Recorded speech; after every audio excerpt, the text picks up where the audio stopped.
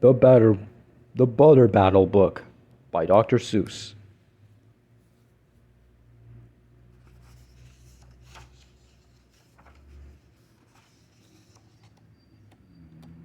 For Audrey with love. On the last day of summer, 10 hours before fall, my grandfather took me out to the wall. For a while, he stood silent. Then finally he said, with a very sad shake of his very old head, "As you know, on this side of the wall were Yuks. On the far side of this wall live the Zooks." Then my grandfather said, "It's high time that you know of the terrible, horrible thing that Zooks do. In every Zook house, in every Zook town, every Zook eats his bread with the butter side down. But we Yuks, as you know, when we breakfast or sup, spread our bread," Grandpa said, "with the butter side up. That's the right, honest way." Grandpa gritted his teeth. "So you can't trust a Zook who spreads bread underneath. Every Zook must be watched. He has kinks in his soul. That's why, as a youth, I made watching my goal, watching Zooks for the Zook watching Border Patrol. Yooks are not Zooks. Keep your butter side up." In those days, of course, the wall wasn't so high, and I could look any Zook square in the eye. If he dared to come close, I could give him a twitch with my tufted prickly snickberry switch. For a while, that worked fine. All the Zooks stayed away, and our country was safe. Then one terrible day, a very rude Zook by the name of Vanich snuck up and slingshotted my snickberry switch. With my broken off switch, with my head hung in shame, to the Chief Yukuru in great sorrow I came. But our leader just smiled. He said, "You're not to blame, and those Zooks will be sorry they started this game. We'll dress you right up in a fancier suit. We'll give you a fancier slingshot to shoot." And he ordered the boys in the back room to figure how to build me some sort of a triple sling jigger. With my triple sling jigger, I sure felt much bigger. I marched to the wall with great vim and great vigor, right up to Vanit with my hand on the trigger. "I'll have no more nonsense," I said with a frown, "from Zooks who eat bread with the butter side down." Vanit looked quite sickly.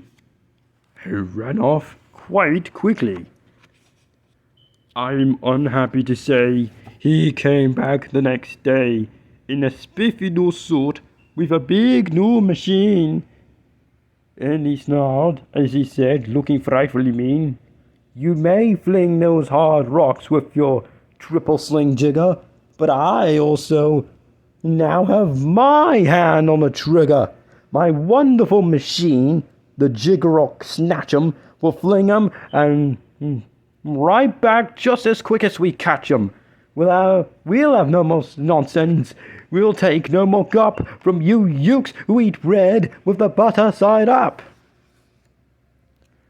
"I have failed, sir," I sobbed as I made my report to the Chief Yukuru in the headquarters fort. He just laughed. "You've done nothing at all of the sort. Our slingshots have failed. That was old-fashioned stuff. Slingshots, dear boy, are not modern enough. All we need is some new-fangled kind of a gun. My boys in the back room have already begun to think up a walloping whizzing a one. My bright boys are thinking. They're on the right track. They'll think up one quick, and we'll send you right back. They've thought up a great one. They certainly did. They've thought up a gun called the Kickapoo Kid, which they loaded with powerful voodoo powder, and ants' eggs and bees' legs and fried dried clam chowder. And they carefully trained a real smart dog named Daniel to serve as our country's first gun-toting spaniel.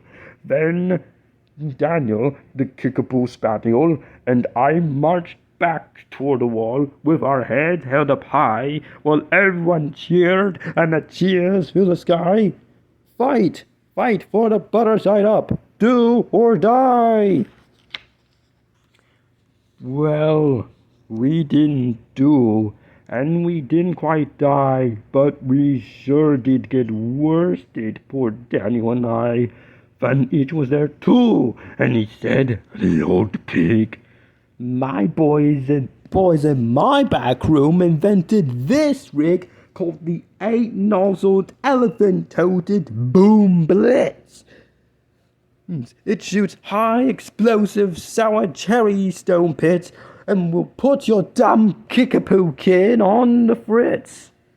Poor Daniel and I were scared out of our wits. Once more by Van Itch, I was bested and beat. Once again I limped home from the wall in defeat. I dragged and I sagged, and my spirits were low as I thought that they ever could go, when I heard a boom-ba and a diddle-dee-diddle, and our butter band marched up over the hill. The Chief Yukaroo had sent them to meet me alongside. I will raise up song girls to greet me. They sang, "Oh, be faithful, believe in thy butter," and they lifted my spirits right out of the gutter. "My boy," smiled the Chief Yukaroo, "we've just voted and made you a general. You've been promoted. Your pretty new uniform's ready. Get in it. The big war is coming. You're going to begin it. And what's more, this time you're certain to win it. My boys in the back room have finally found how. Just wait till you see what they've puttered up now. In their great new machine, you'll fly over that wall and clobber those buttered down Zooks, one and all."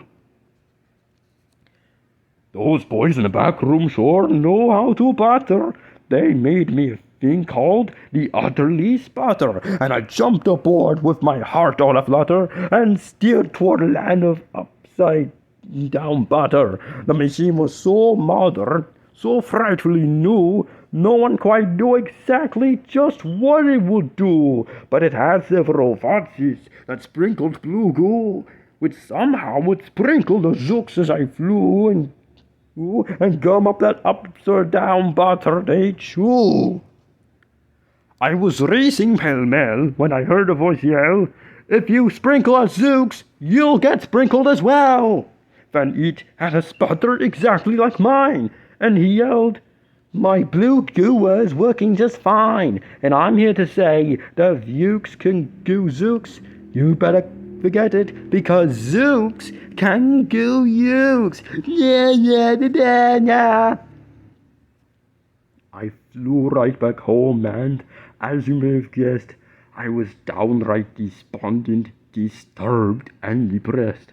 And I saw, just as soon as I stepped back on land, so were all of the girls of the Butter-Up Band.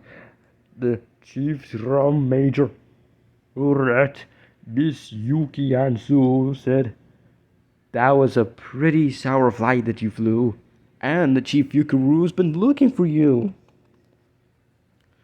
I raced to his office. The place was a sight. "Have no fears," said the chief. "Everything is all right. My bright backroom boys have been brighter than bright.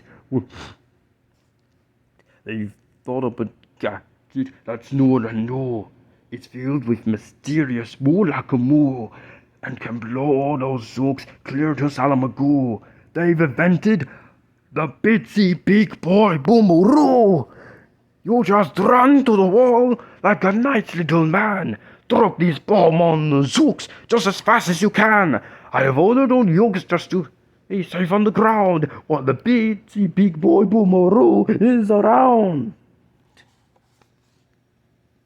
As I raced for that wall with the bomb in my hand, I noticed that every last Yook in our land was obeying our Chief Yukuru's grim command. They were all bravely marching with banners of laughter down the hall for their country and right side up butter. Your Yukari. That's when Grandfather found me. He grabbed me. He said, "You should be down that hole, and you're up here instead. But perhaps this is all for the better somehow. You will make me see me make history right here and right now." Grandpa leapt up that wall with a loppious leap, and he cleared his hoarse throat with a populous beep. He screamed, "This is the end of that terrible town full of soaked wheat bread with the butter side down." And at that very instant, we heard a clop, clop feet on the wall, and old Van Itch clopped up. His boys in his room had made him one too. In his fist was another big boy, Boomeroo. "I'll blow you," he yelled, "into pork and whey beans. I'll butter aside up you to small smithereens." "Grandpa," I shouted, "be careful. Oh, gee, who's going to drop it? Will you, or will he?" "Be patient," said Grandpa. "We'll see. We will see." The end. In this classic cautionary tale about respecting differences, Dr. Seuss shows how a small, in this case very silly, disagreement can escalate into a big problem.